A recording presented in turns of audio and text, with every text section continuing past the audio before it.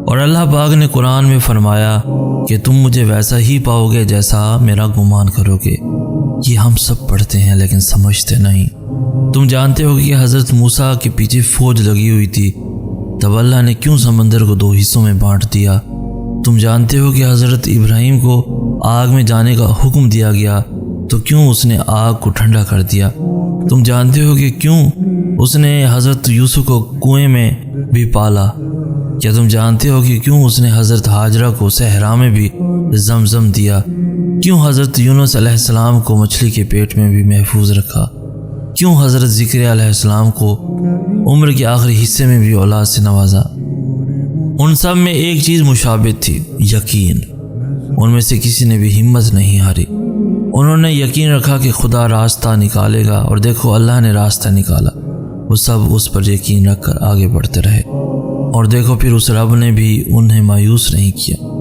اور توکل تو یہ ہے کہ راستہ نہ ہو اور تم کہو اللہ راستہ بنانے والا ہے، اور جب تم اس کا اچھا گمان رکھو گے تو یقیناً سب اچھا ہی پاؤ گے، اور پھر دیکھنا وہاں سے راہیں نکلیں گی جہاں تمہارا وہم و گمان بھی نہیں جا سکتا۔ لوگ کبھی بھی ان چیزوں کو تم تک پہنچنے سے نہیں روک سکتے جو اللہ نے تمہارے لیے لکھی ہوئی ہیں، پھر وہ کتنی ہی کوشش کیوں نہ کر لیں، کتنی ہی جان کیوں نہ مار لیں۔ جو تمہارا ہے وہ صرف تمہارا ہے، اور کوئی بھی اس حقیقت کو بدل نہیں سکتا، کوئی بھی اس حقیقت کو تم سے چھین نہیں سکتا۔ دعائیں تو چاند کو بھی 2 ٹکڑوں میں تقسیم کر دیتی ہیں، ان کی طاقت کے سامنے تمہاری یہ چھوٹی سی خواہش بہت بے معنی ہے۔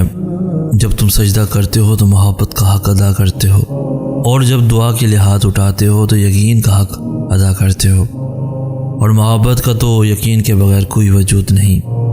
جس نماز میں دعا شامل نہ ہو وہ نماز ہمیشہ ادھوری رہتی ہے، تو پھر نمازیں ادھوری رکھ کر خواہشوں کے مکمل ہونے کی طلب کیسی؟ اور جب وہ تمہاری دعاؤں پر راضی ہو جاتا ہے تو وہ یہ نہیں دیکھتا کہ دنیا اس چیز پر مطمئن ہے یا نہیں، اور نہ اس کو اس بات سے کوئی فرق پڑتا ہے کہ اس دعا کی قبولیت میں کتنی رکاوٹیں ہیں۔ وہ جب ارادہ باندھ لیتا ہے تو ناممکن کی ساری گرہیں اپنے آپ ہی کھل جاتی ہیں۔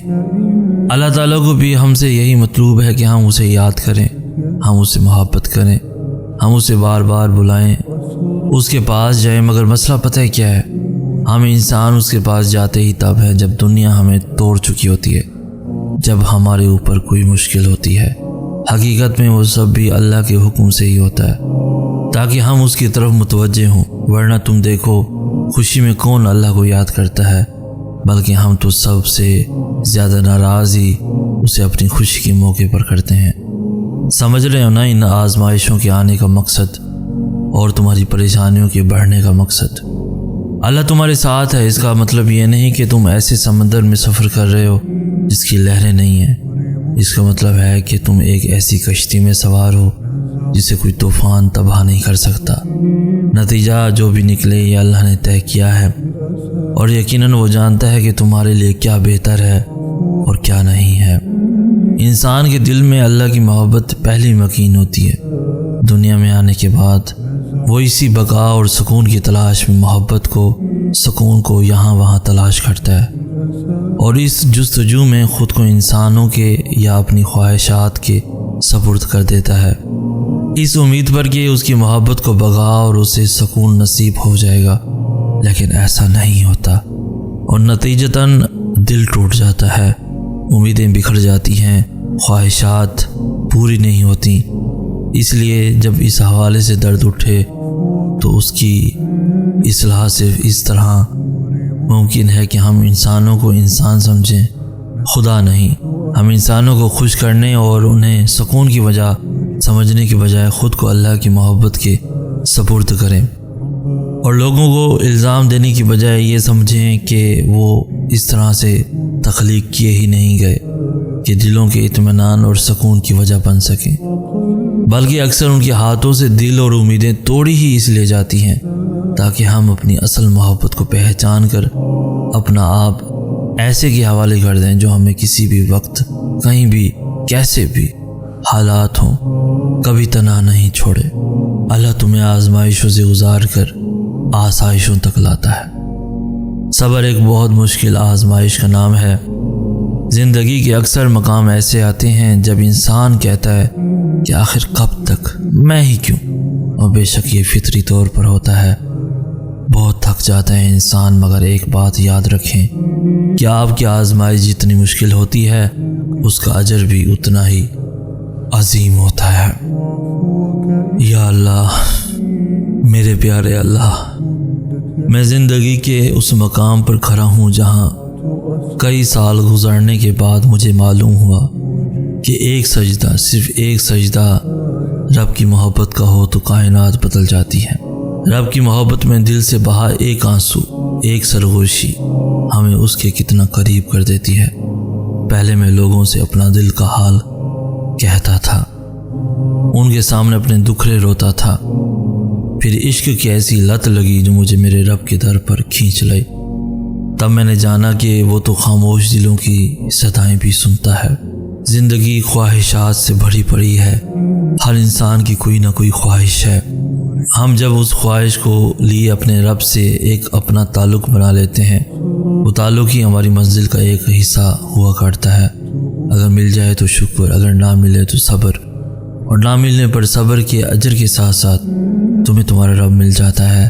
اگر تمہارے دل میں اس چیز کی خواہش نہیں رہی تو سمجھو اللہ نے تمہیں اپنی محبت میں پورا کر دیا ہے، اور اگر اس چیز کی خواہش دل میں باقی ہے تو دعا کرتے رہو، جو حق میں بہترین ہوگا وہی، یا تو تمہارا دل بدل دیا جائے گا یا تمہیں وہ دے دیا جائے گا۔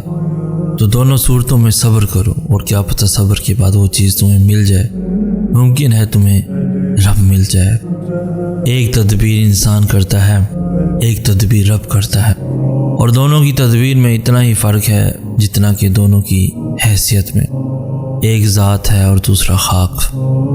خاک کی لاکھ تدبیریں بھی ذات کے ایک ان کا مقابلہ نہیں کر سکتی۔ تو مایوس کیوں ہوتے ہو؟ وہ ہے نا خالق غم کا بھی اور خوشیوں کا بھی۔ جب اللہ نے کہہ دیا کہ میرے حکم کے بغیر ایک پتا بھی نہیں ہل سکتا، تو کیا یہ غم جو تمہاری زندگی میں ہے اس کا علم رب کو نہیں ہوگا؟ مجھے نا یوں تو اللہ پہ اکثر پیار آتا ہی رہتا ہے، مگر جب وہ کہتا ہے نا کیا انسان بتا تجھے کس چیز نے رب کی رحمت سے مایوس کر رکھا ہے، تو مجھے میرے اللہ کے انداز کلام پہ نثار ہونے کو جی کرتا ہے کہ اللہ خود کو تمہارا بہترین وارث کرتے ہیں۔ تو کیا اللہ تمہیں یوں ہی یعنی خواہشوں کے پیچھے ضائع ہونے دے گا؟ نہیں، وہ تمہیں اپنی محبت سے اتنا خوبصورت اور اتنا مکمل بنا دے گا کہ تم اپنی قسمت پہ ناز کرو گے۔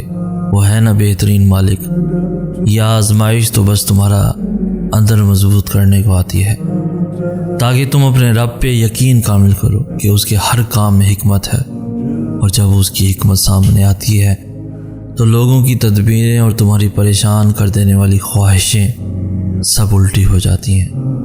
بس محبت بن جاؤ اور اپنے رب کی مدد کو تکتے جاؤ کہ وہ کب، کہاں، کیسے اور کس طرح راستے بناتا ہے۔ زندگی کبھی بھی کسی کے لیے بھی آسان نہیں ہوتی۔ اللہ پر توکل کا مطلب یہ نہیں کہ آپ کی زندگی میں مشکلات نہیں آئیں گی۔ بہتری کے راستے پر چلنے کا یہ مطلب نہیں کہ اب دکھ نہیں آئیں گے۔ زندگی کا کوئی بھی موڑ آسان نہیں ہوتا، مشکلات بھی آتی ہیں اور دکھ بھی ملتے ہیں، لیکن جب ہم اللہ کی رضا میں راضی رہنا سیکھ لیتے ہیں اور اللہ کی انتخاب کردہ راستوں پر چلتے ہیں تو دکھ میں بھی مزہ آنے لگتا ہے، ہر غم میں سکون ملنے لگتا ہے، کیونکہ دل اس بات پر مطمئن ہوتا ہے کہ یہ اللہ کا انتخاب کردہ راستہ ہے اور اس میں اللہ کی رضا ہے، اور جس چیز میں اللہ کی رضا ہوتی ہے وہ کبھی ہمیں بے سکون نہیں کرتی۔ اللہ کے انتخاب بے حد پرسکون ہوتے ہیں، پھر چاہے آپ مطمئن ہو یا نہ ہو۔